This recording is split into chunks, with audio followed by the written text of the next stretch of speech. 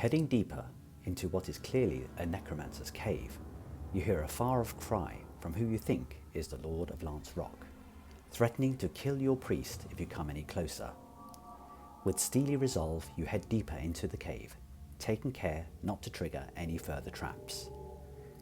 The tunnel widens into a large cavern surrounded by purple tapestries, in the middle of which sits a pedestal made of severed arms reaching up towards a small, dark sphere that floats above them and glows with a pulsing, purpley light. Above this, a strange sigil floats eerily. It clearly has no substance and allows for things to pass through it. Examining it, you instantly recognize the triangular image you saw on some of the items at the bandit camp you dealt with just days before, and wonder what the others could mean. Suddenly, a voice screams from beyond the tapestry at the furthest end of the cave. "Can't you see it? It's the Eye! It sees your every move! Don't you fear it?" Before an arm lances out from behind the tapestry, aiming an evil-looking stick at Quirky before firing 9 orbs of force at him, which puts him immediately on the ground. Reacting quickly, the party makes sure the gnome is okay before making short work of the necromancer, who inexplicably burns away in a searing black flame upon his death. Searching the area, you recover the evil-looking stick, which is actually what looks like a magic wand. You also recover the necromancer's spellbook, bound in poorly cured humanoid flesh, as well as some treasure. You decide to take the risk of disturbing the pedestal and recovering the floating sphere, after which the sigil disappears and the severed arms collapse on the ground, their fingers twitching eerily. Your journey back to Red Larch is uneventful, apart from some sightings of flying creatures far off here and there. Upon arrival, you locate Harburg and tell him of the events at Lance Rock. He is clearly shocked by your account and lets you know that Kaelessa was offering a reward to deal with uncovering the truth about rumours in the area, and that you should probably claim it, but not before he informs you of further rumours about a missing delegation that has been travelling from Mirabar and was heading through the Sumber Hills. He said he does not know more than this, but heard the news from a half-orc caravan guard who is currently getting drunk at the helm at high sun. You decide to split up and investigate 2 threads, one about a secret society operating in Red Larch, and the other about a missing delegation. Quirky and Lady Helfi head to Dornan's Finestone to speak with Elag Dornan, the de facto mayor of Red Larch, about rumours of strange happenings and sightings in the hamlet, having been given a tip-off from Harburg that if anyone is involved, it's probably Elag. However, when speaking with him, you are met with an abrupt, no-nonsense fellow who appears to know nothing about what you're talking about. Lady Helfi becomes increasingly furious at the lack of respect being afforded to her, given her obvious noble demeanour, until Elag finally relaxes and is more polite. However, you learn nothing more apart from the fact that Elag is a hard taskmaster to his workmen. He even offers Quirky a job based on the fact he's a rock gnome, stating that, "You're all the same, aren't you?" Quirky sidesteps the insulting offer and slightly bigoted remark, and takes his leave. Lady Helfi heads into the woods in frustration, annoyed that things have got so bad she has to deal with paupers. Leilune, Muezza and Jadago head to the helm at high sun to locate the caravan guard Harburg was referring to.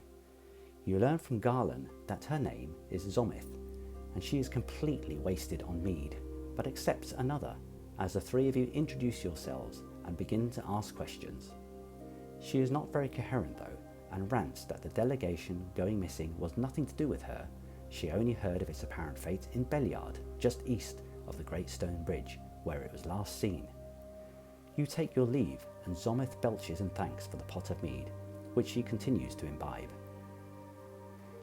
After meeting up at the Swinging Sword and claiming your reward from Kaelessa, you try to decide what to do next, but then spot Stanna Thistlehair making his way into the inn, clearly looking for Muezza. The 2 go off into a corner to discuss things, and Muezza learns that Stanna has just seen Grund, the village idiot, go down into the cellar wearing one of those cloaks, even though Welver's Wagonworks is now closed. He divulges little more and is clearly frightened before taking his leave. Armed with this information, you decide to investigate the possibility of a secret society meeting beneath Red Larch. Heading to the Wagonworks, you confirm that there is no activity before Leilune picks the shed door lock and Jodargo silently opens it. In the darkness of the yard, you locate the cellar entrance and also evidence of extinguished torches. You head into the cellar, which seems to wind for some way under Red Larch. After some exploration, you come across a pack of giant rats feeding on the remains of dead humanoids. Killing the rats is no problem, but you spot a strange triangular symbol etched into the humanoids' foreheads. Clearly, these people were murdered and mutilated. Further up the tunnel, you encounter a small chamber that is home to a strange phenomenon. A large black rock, about a foot across, hovers 3 feet from the floor. Helfi attempts to interact with it and feels that it seems to be surrounded by some anti-gravity magic. Jodargo pushes against the stone, which sends it outside of the magical area and causes it to fall to the floor. Finding it a little peculiar, but of no current use to you, you head further down the tunnel. You soon reach a door, from under which you observe torchlight. Listening, you understand that your potential incursion is expected and hear plans to ambush you, but clearly the voices think you will enter from another direction. You take your opportunity to pounce on the unwitting fools. The battle is a short one, as the enemy is not equipped to deal with you. Despite their cries of, "For the Black Earth!" some nifty manoeuvres are seen, including Jodargo skipping into the room to take down one foe with his rapier, and then throwing his dagger at another who goes down in ugly death convulsions. Once dealt with, it is clear the enemy are cultists of some sort, given their strange battle cry. They wear brown robes rather than the black ones you were told about, with the triangular symbol present, and some have strange stone masks on. They have little treasure, but the room you are in offers more riches. A life-sized dwarf statue stands in a wooden scaffold, holding it together, as it is clear it was once broken. Many coins appear to have been offered to it, scattered here and there, and there is even an ornate dagger left at its feet.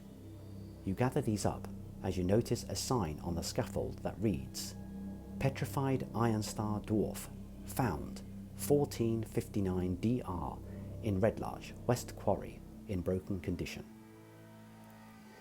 Examining the dagger closer, you spot that it has the word Rezur graven on its pommel. Leilune speaks the word, and the dagger glows in a dim light before she repeats the word and it goes out. The dagger is clearly magical, but you assume it is evil also. It is at this point, standing in a room with 2 exits, that you must decide your next move. There is evil activity in Red Larch, and you feel it is your moral duty to confront it. Thank you for listening to the progress of my Dungeons & Dragons group as they make their way through the Princes of the Apocalypse campaign setting. Watch out for further episodes, where we shall learn the meanings of the activities below Red Larch, and whether there is a greater evil at work in the surrounding area.